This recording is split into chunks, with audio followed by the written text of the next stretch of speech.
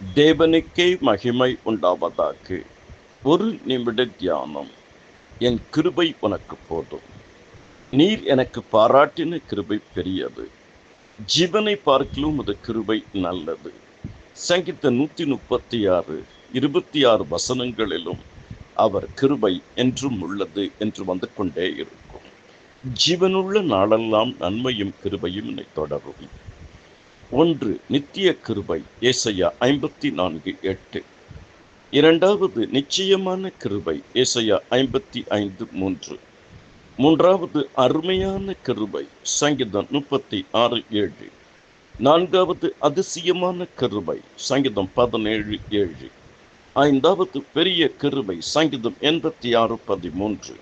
6. மிகுந்த கிருபை சங்கீதம் 145:8. 7. தாங்கும் கிருபை சங்கீதம் 94:18. தேவ கிருபை உங்களை ஆள்வதாக.